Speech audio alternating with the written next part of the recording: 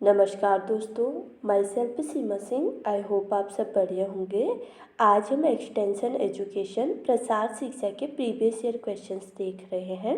अगर हम किसी एग्ज़ाम्स की तैयारी कर रहे हैं तो प्रीवियस ईयर क्वेश्चंस हमारे लिए काफ़ी इंपॉर्टेंट हो जाते हैं, क्योंकि प्रीवियस ईयर क्वेश्चन से ही हमें पता चलता है कि जो एग्ज़ाम्स का पैटर्न है वो कैसा है। तो ये क्वेश्चन जो है ये टीजीटी, पीजीटी, नेट, जीआरएफ के, जीआईसी और डीएसएसबी के प्रीवियस ईयर एग्ज़ाम्स के क्वेश्चंस हैं, जो मैंने प्रीवियस ईयर के जो क्वेश्चन पेपर थे उनसे लिए हैं। ठीक है, तो क्वेश्चन नंबर फर्स्ट है, ब्लूम के अधिगम के उद्देश्यों का वर्गीकरण में निम्नलिखित संकल्पना का समावेश होता है। जो ब्लूम टैक्सोनॉमी होती है उसके अनुसार जो अधिगम के जो चरण होते हैं वो कौन कौन से हैं। ए ऑप्शन है विश्लेषण, बी ऑप्शन है संश्लेषण, सी ऑप्शन है बोध और डी ऑप्शन है याददाश्त, ई ऑप्शन है अवरोधन। ये क्वेश्चन यूजीसी नेट 2019 में पूछा गया है। तो ब्लूम टैक्सोनॉमी के जो चरण हैं वो कौन कौन से हैं।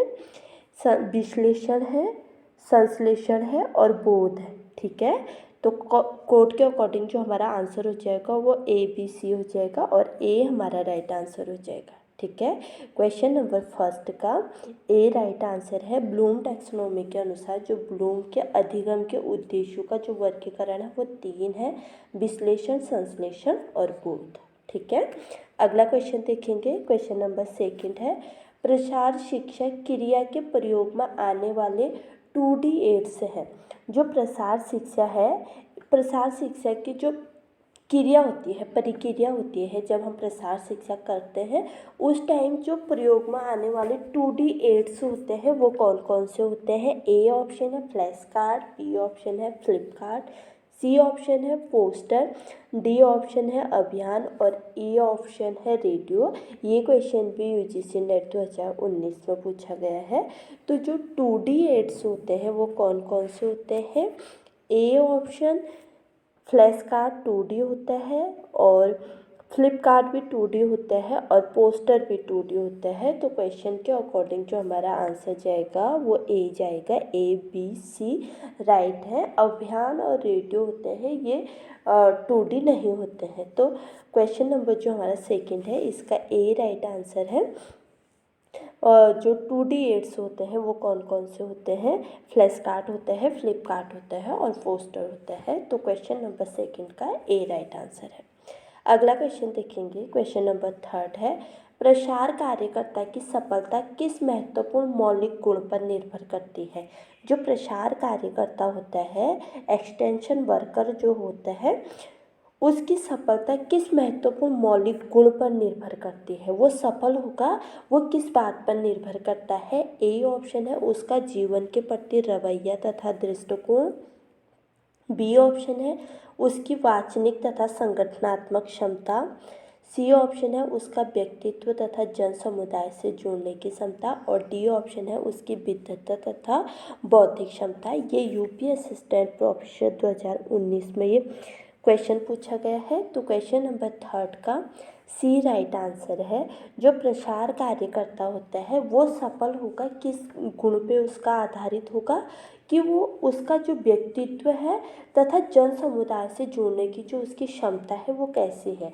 जो व्यक्ति है उसका जो प्रसार कार्यकर्ता है उसका व्यक्तित्व कैसा है और वो लोगों के साथ कैसे जुड़ पाता है, इस बात पर निर्भर करेगा कि वो व्यक्ति अपने कार्य में सफल होगा या नहीं होगा। तो क्वेश्चन नंबर थर्ड का सी राइट आंसर है।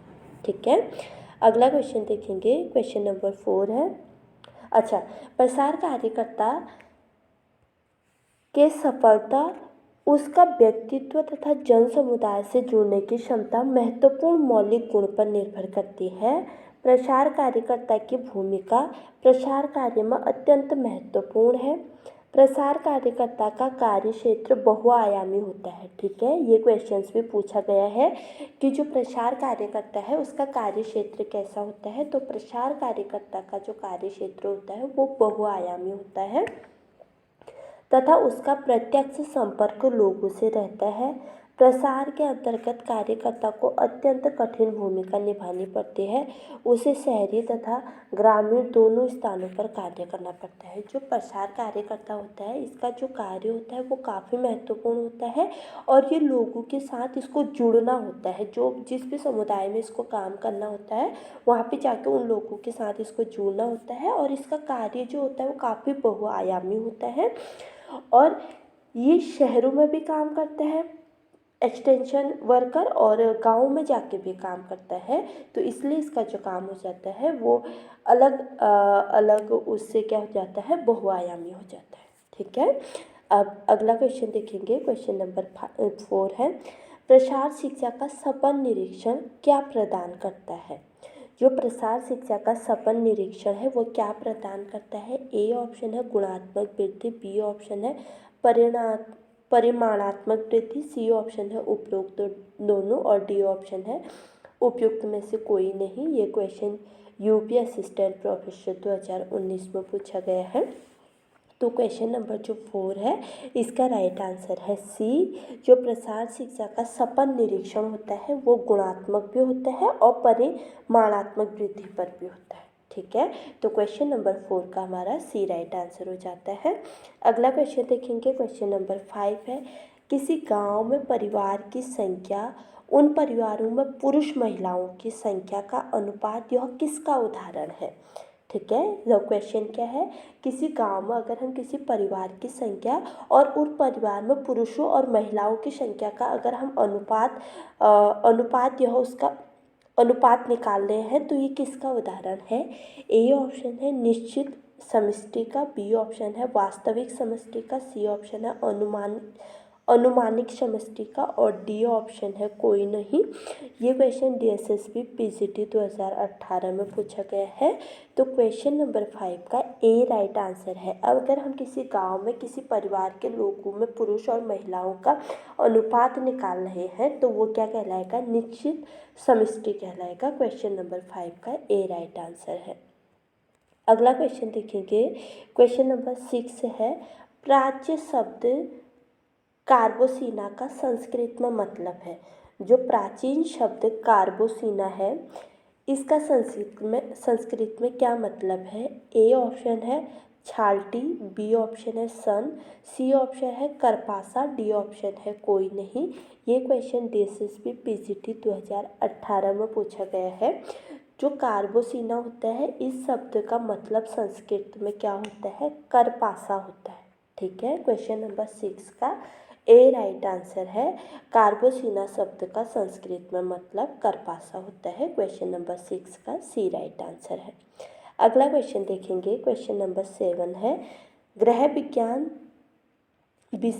विज्ञान विषय अपने शुरुआती चरण में इनमें से क्या कहा जाता था। जो ग्रह विज्ञान था, जब ये शुरू में ग्रह विज्ञान विषय आया तो इसको शुरुआती चरण में क्या कहा जाता था। ए ऑप्शन है पारिवारिक विज्ञान कहा जाता था, बी ऑप्शन है घरेलू विज्ञान, सी ऑप्शन है मानव विज्ञान और डी ऑप्शन है सामाजिक विज्ञान।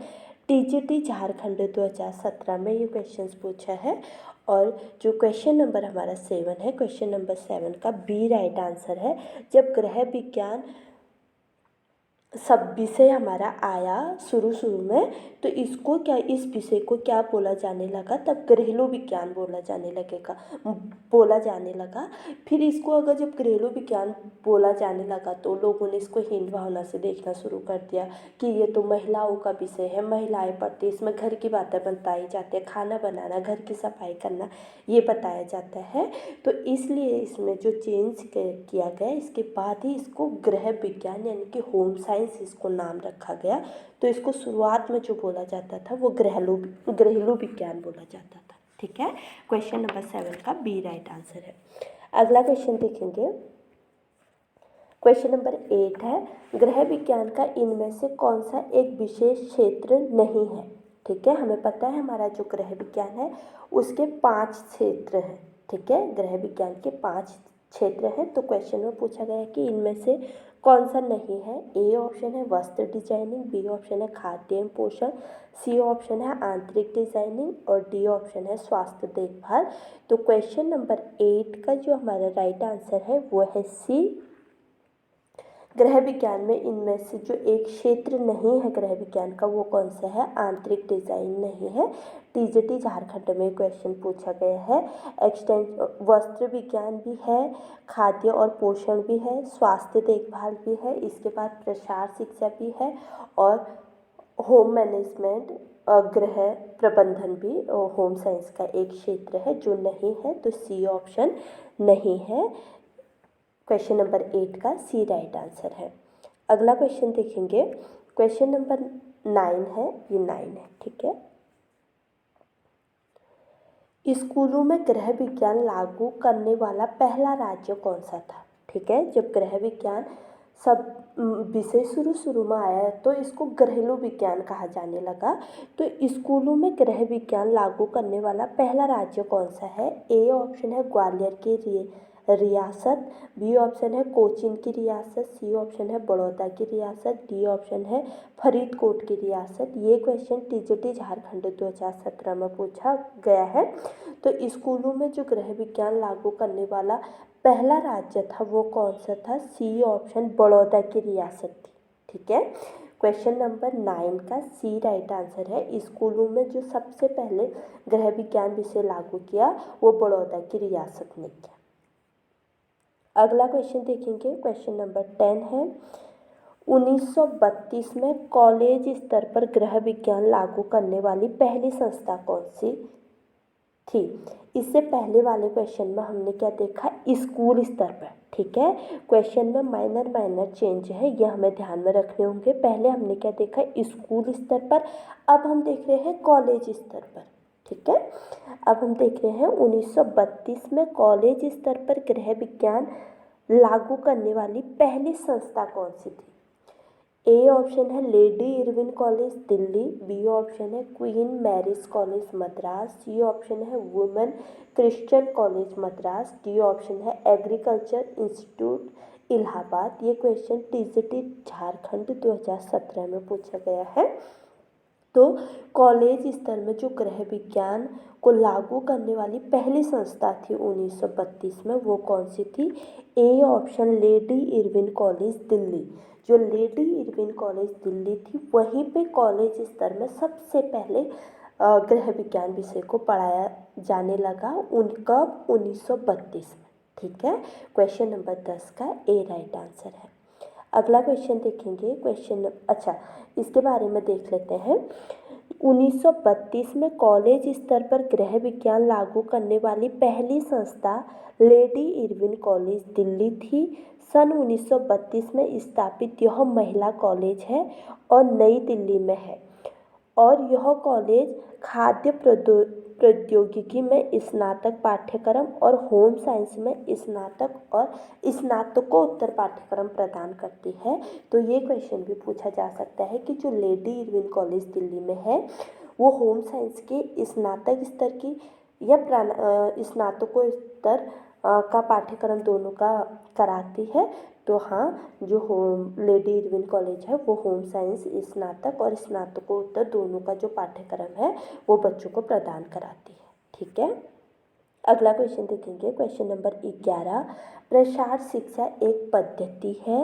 ए ऑप्शन है अव्यावहारिक शिक्षण है प्रसार शिक्षा, बी ऑप्शन है व्यवहारिक शिक्षण है, सी ऑप्शन है सामूहिक शिक्षण है और डी ऑप्शन है विज्ञान शिक्षण है।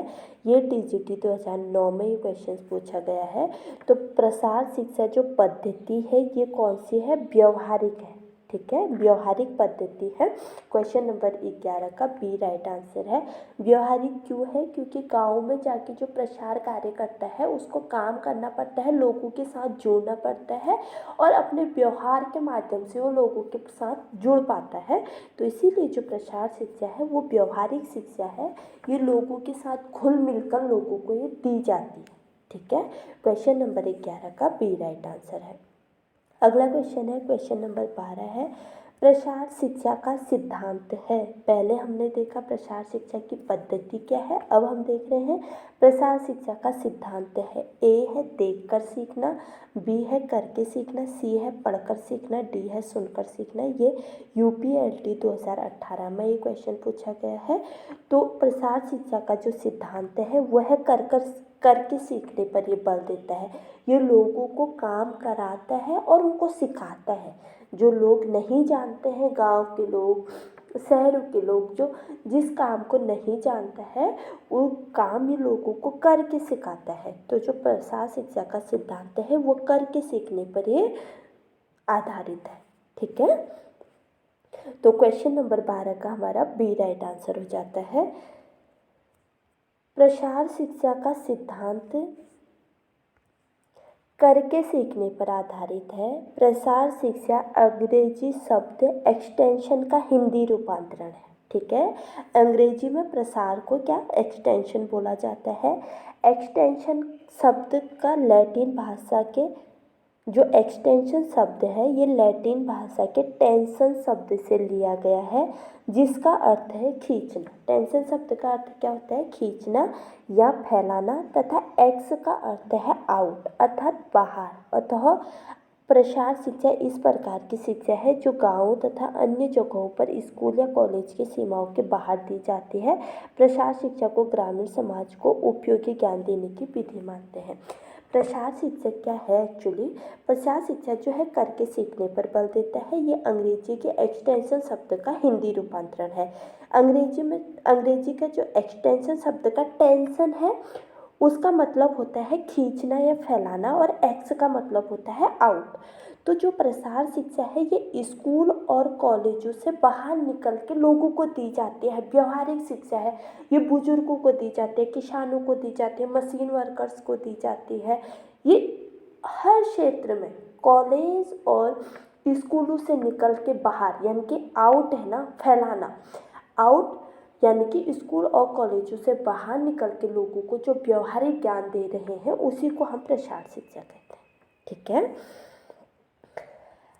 अगला क्वेश्चन देखेंगे। क्वेश्चन नंबर 13 है, नवीन प्रचलन को सबसे बाद अधिकृत करने वाले व्यक्ति को कहते हैं। अच्छा, जो नवीन प्रचलन यानी कि जो नई चीज़ों का निर्माण होता है जिसको इनोवेशन बोलते हैं, इनोवेशन को जो सबसे बाद में अडॉप्ट करता है उस व्यक्ति को क्या बोला जाता है। ए ऑप्शन है विलंबित अभिकारक, बी ऑप्शन है नवप्रवर्तक, सी ऑप्शन है प्रारंभिक अभिकारक और डी ऑप्शन है लैगार्ड। ये क्वेश्चन यूपीएलटी 2018 में पूछा गया है। तो इनोवेशन, नवप्रवर्तन यानी कि नवाचार, जो नवाचार को जो सबसे बाद में अडॉप्ट करता है यानी कि अधिकृत करता है उसे लैगार्ड्स बोलते हैं। ठीक है, लैगार्ड्स बोलते हैं। और जो नवाचार इनोवेटर्स होता है उसको क्या बोलते हैं, नवप्रवर्तक बोलते हैं। और जो प्रारंभिक अभिकारक होता है, जैसे किसी ने किसी चीज़ का इनोवेशन किया, जैसे किसी ने मोबाइल बनाया, उसको हम क्या बोलेंगे, नवप्रवर्तक यानी कि नवाचारक। इनोवेटर्स है वो व्यक्ति जिसने मोबाइल बनाया, वो इनोवेटर्स है।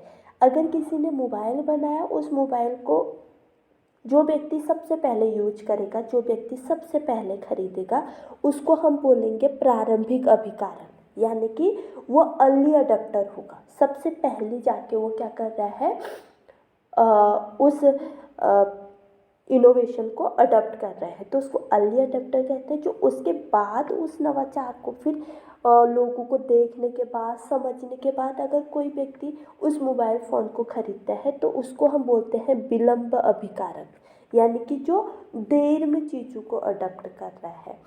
और जो चीज़ों को बहुत बाद में अडॉप्ट करता है, लास्ट में जब सब लोगों ने कर दिया, लोग बोल रहे हैं कि हाँ मोबाइल फ़ोन अच्छा है आप भी यूज कर ले, तो उसके बाद जो मोबाइल फ़ोन का यूज कर रहा है उसको हम बोलेंगे लैगार्ड, यानी कि जो इनोवेशन को सबसे लास्ट में अडॉप्ट कर रहा है उस व्यक्ति को लैगार्ड बोला जाता है। तो क्वेश्चन नंबर 13 का हमारा डी राइट आंसर हो जाता है। जो इनोवेशन को सबसे लास्ट में अडॉप्ट कर रहा है उसको हम लैगार्ड बोल रहे हैं। ठीक है, अगला क्वेश्चन देखेंगे। क्वेश्चन नंबर 14 है, प्रसार शिक्षण प्रक्रिया में निम्न 5 आवश्यक चरणों को सही क्रम में व्यवस्थित कीजिए।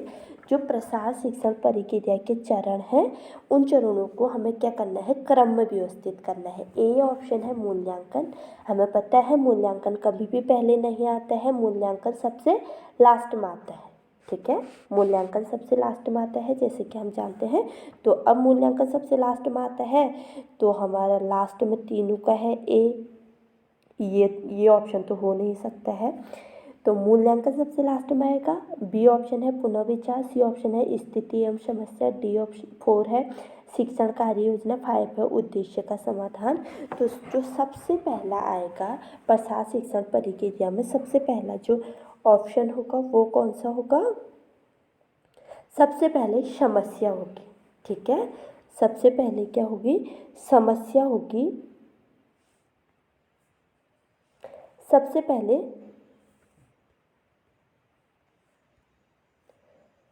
पहले समस्या होगी, स्थिति की समस्या। सबसे पहले समस्या आएगी। समस्या आने के बाद फिर उसके बाद क्या होगा? पुनः विचार करेंगे। हम जो समस्या है उस पर विचार करेंगे कि ये समस्या किस तरीके से हल हो सकती है, ये समस्या कैसे आई। ठीक है, तो सेकंड जो होगा वो पुनः विचार होगा। उसके बाद उद्देश्य का समाधान। फिर हम जो भी हमारा उद्देश्य होगा, जो भी समस्या आई उस पर हमने विचार किया, फिर उस समस्या को हल करने के लिए हम उसका समाधान करने की कोशिश करेंगे। समाधान करने के बाद जो 4th नंबर फिर जो आएगा वो होगा शिक्षण कार्य योजना। फिर हम उस पर कार्य करेंगे और फिर लास्ट में उसका मूल्यांकन करेंगे कि हमारे पास जो समस्या आई थी उसका समाधान हुआ या नहीं। तो जो हमारा क्वेश्चन है, क्वेश्चन क्या है? प्रसार शिक्षण प्रक्रिया में निम्न 5 चरणों को सही क्रम में व्यवस्थित कीजिए। तो सबसे पहले हमारी समस्या आएगी, समस्या के बाद हम उस पर पुनः विचार करेंगे, पुनः विचार करने के बाद उस पर समाधान करेंगे, समाधान करने के बाद उस पर कार्य करेंगे, कार्य करने के बाद हम मूल्यांकन करेंगे कि पता लगाएंगे जो हमारी समस्या थी वो हल हुई या नहीं। तो कोड के अकॉर्डिंग जो हमारा आंसर है वो बी हो जाता है।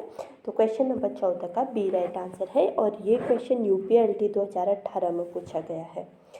अगला क्वेश्चन देखते हैं। क्वेश्चन नंबर 15 है प्रसार शिक्षा शब्द का सर्वप्रथम किस देश में प्रयोग हुआ? जो प्रसार शिक्षा शब्द है इसका सर्वप्रथम किस देश में इसको प्रयोग किया गया है? ए ऑप्शन है यूएसए में, बी ऑप्शन है यूके में, सी ऑप्शन है कनाडा में, डी ऑप्शन है फ्रांस में। ये क्वेश्चन उत्तराखंड असिस्टेंट प्रोफेसर 2015 में पूछा गया है। तो प्रसार शिक्षा जो शब्द सर्वप्रथम उपयोग किया गया वो यूके में किया गया। ठीक है, क्वेश्चन नंबर 15 का बी राइट आंसर है। जो प्रसार शब्द है इसका जो सर्वप्रथम उपयोग है वो कौन से यूके देश में किया गया। ठीक है, क्वेश्चन नंबर 15 का बी राइट आंसर है और ये क्वेश्चन उत्तराखंड असिस्टेंट प्रोफेसर 2015 में पूछा गया है। अगला क्वेश्चन देखेंगे। क्वेश्चन नंबर 16 है सर्वप्रथम प्रसार शिक्षा कहाँ प्रारंभ की गई? ठीक है, सबसे पहले प्रसार शिक्षा कहाँ प्रारंभ की गई? आज के जो क्वेश्चन है ये प्रसार शिक्षा के अकॉर्डिंग काफ़ी इम्पोर्टेंट है क्योंकि इसमें काफ़ी डीप चीज़ें हैं कि प्रसार शिक्षा कहाँ प्रारंभ की, कौन से कॉलेज में की गई, कौन से स्कूल में सबसे पहले की गई, कौन से देश में सबसे पहले की गई। तो ये जो क्वेश्चन है काफ़ी इंपॉर्टेंट हो जाते हैं। तो 16 क्वेश्चन नंबर 16 है सर्वप्रथम प्रसार शिक्षा कहाँ प्रारंभ की गई? ए ऑप्शन है वॉशिंगटन विश्वविद्यालय, बी ऑप्शन है हार्वर्ड विश्वविद्यालय, सी ऑप्शन है कैम्ब्रिज विश्वविद्यालय और डी ऑप्शन है कलकत्ता विश्वविद्यालय। ये क्वेश्चन जीआईसी 2017 में पूछा गया है। तो क्वेश्चन नंबर 16 का सी राइट आंसर है। जो प्रसार शिक्षा का प्रारंभ है वो सबसे पहले कैम्ब्रिज विश्वविद्यालय में किया गया। ठीक है, प्रसार शिक्षा क्या है, लोगों को हम कैसे प्रसार कार्य सिखाएंगे, कैसे लोगों को प्रसार शिक्षा देंगे, ये जो शिक्षा है सबसे पहले प्रारंभ की गई, ये कैम्ब्रिज विश्वविद्यालय में प्रारंभ की गई। क्वेश्चन नंबर 16 का सी राइट आंसर। अगला क्वेश्चन देखेंगे। क्वेश्चन नंबर इसके बारे में देख लेते हैं। सर्वप्रथम प्रसार शिक्षा कैम्ब्रिज विश्वविद्यालय में प्रारंभ की गई थी। संसार के ग्रामीण समस्याओं के समाधान के प्रमुख सबसे बड़े शैक्षणिक संस्था प्रसार शिक्षा ही है। प्रसार शिक्षा शब्द का सर्वप्रथम प्रयोग इंग्लैंड के कैम्ब्रिज विश्वविद्यालय द्वारा 1873 में किया गया था। यह एक नई शैक्षणिक खोज थी जिसका उद्देश्य विश्वविद्यालय की शैक्षिक उपयोगिता को जनता तक पहुंचाना था जहां भी रहते हैं और कार्य करते हैं। तो जो प्रसार शिक्षा है ये सबसे पहले कैम्ब्रिज विश्वविद्यालय में शुरू की गई और 1873 में शुरू की गई और कैम्ब्रिज विश्वविद्यालय कहाँ है? इंग्लैंड में। ठीक है, ये क्वेश्चन भी पूछा जा चुका है। जो कैम्ब्रिज विश्वविद्यालय है वो कहाँ पे है? इंग्लैंड में है। और जो प्रसार शिक्षा का उद्देश्य है वो बस इतना है कि जो लोग हैं वो जहाँ भी रहते हैं उनको उनके कार्य में मदद करना। ठीक है, अगला क्वेश्चन देखेंगे। क्वेश्चन नंबर 17 है, प्रसार शिक्षा है क्या है? प्रसार शिक्षा ए ऑप्शन है औपचारिक शिक्षा है, बी ऑप्शन है अनौपचारिक शिक्षा है, सी ऑप्शन है गृह विज्ञान की शिक्षा है और डी ऑप्शन है एग्रीकल्चर शिक्षा है। जीआईसी 2017 में क्वेश्चन पूछा गया है। तो जो प्रसार शिक्षा है वो क्या है? अनौपचारिक शिक्षा है। ठीक है, अनौपचारिक शिक्षा कौन सी होती है? जो व्यवहारिक माध्यम से दी जाती है, जो स्कूल कॉलेजों में नहीं दी जाती है। औपचारिक शिक्षा हम जानते हैं उस शिक्षा को बोलते हैं जो स्कूल कॉलेजों में दी जाती है, जिसका एक पाठ्यक्रम होता है, जिसके लिए शिक्षक होता है, पढ़ने के लिए स्टूडेंट होते हैं, पूरा एक वातावरण होता है, स्कूल होता है, उसको हम औपचारिक शिक्षा बोलते हैं। अनौपचारिक शिक्षा किसको बोलते हैं? जो स्कूल कॉलेजों से बाहर दी जा रही है, व्यवहारिक शिक्षा दी जा रही है, लोगों के साथ घुल मिलकर उनको करके सिखाकर ये शिक्षा दी जा रही है। तो प्रसार शिक्षा का जो है वो है अनौपचारिक शिक्षा। ठीक है, क्वेश्चन नंबर 17 का बी राइट आंसर है। अगला क्वेश्चन देखेंगे। क्वेश्चन नंबर 18 है, प्रसार भारती विधेयक में है। ए ऑप्शन सरकार को अधिक शक्ति प्रदान करना, बी ऑप्शन टीवी व रेडियो को सरकार के नियंत्रण से मुक्त करना, सी ऑप्शन है व्यक्तिगत चैनल को शक्तिशाली बनाना, डी ऑप्शन है इनमें से कोई नहीं। ये क्वेश्चन जीआईसी 2017 में पूछा गया है। तो जो प्रसार भारती विधेयक है ये क्या है? ये है टीवी व रेडियो को सरकार के नियंत्रण से मुक्त करना। जो प्रसार भारती विधेयक है ये टीवी और रेडियो को सरकार के नियंत्रण से मुक्त करने का कार्य करती है। ठीक है, क्वेश्चन नंबर 18 का बी राइट आंसर है। अगला क्वेश्चन देखेंगे। क्वेश्चन नंबर 19 है, गृह विज्ञान प्रसार कार्यकर्ता जीवन शैली को सुधारना है। जो गृह विज्ञान का प्रसार कार्य करता है वो किसकी जीवन शैली को सुधारता है? ठीक है, ए ऑप्शन है केवल महिलाओं की, बी ऑप्शन है केवल बच्चों की, सी ऑप्शन है केवल किसानों की, डी ऑप्शन है उपरोक्त सभी। ये जीआईसी 2017 में पूछा गया है। तो जो गृह विज्ञान का प्रसार कार्यकर्ता होता है वो किसकी जीवन शैली को सुधारता है? वो डी ऑप्शन उपरोक्त सभी की। वो बच्चों की जीवन शैली को सुधारता है, वो महिलाओं की जीवन शैली को सुधारता है और किसानों की जीवन शैली को सुधारता है। क्वेश्चन नंबर 19 का डी राइट आंसर है। अगला क्वेश्चन है क्वेश्चन नंबर 20 है, प्रसार शिक्षा ए ऑप्शन है पहले से निर्धारित और निश्चित पाठ्यक्रम होता है, बी ऑप्शन है सीखने वाले की रुचि पर आधारित नहीं होता है, सी ऑप्शन है सीखने वाले की आवश्यकता पर निर्भर है, डी ऑप्शन है विषय विशेषज्ञता होते हैं। जीआईसी 2017 में ये क्वेश्चन पूछा गया है। तो क्वेश्चन नंबर 20 का जो राइट आंसर है, क्वेश्चन नंबर 20 का सी राइट आंसर है। जो प्रसार शिक्षा होती है वो सीखने वाले की आवश्यकता पर निर्भर होती है। अगर सीखने वाला व्यक्ति चाहेगा तो तभी उसको प्रसार कार्यकर्ता प्रसार शिक्षा सिखाएगा, लेकिन अगर सीखने वाला व्यक्ति नहीं चाहता है कि वो नहीं सीखे तो प्रसार कार्यकर्ता उसको नहीं सिखा सकता है। ठीक है, तो प्रसार ए ऑप्शन पहले से निर्धारित और निश्चित पाठ्यक्रम में नहीं होता है। हमें पता है जो प्रसार शिक्षा होती है वो कैसी होती है? अनौपचारिक शिक्षा होती है, इसका कोई पाठ्यक्रम नहीं होता है। लोग जो सीखना चाहते हैं प्रसार कार्यकर्ता उनको वो चीज़ें सिखाते हैं। सीखने वाले की रुचि पर आधारित नहीं है, नहीं, ये ऑप्शन गलत है।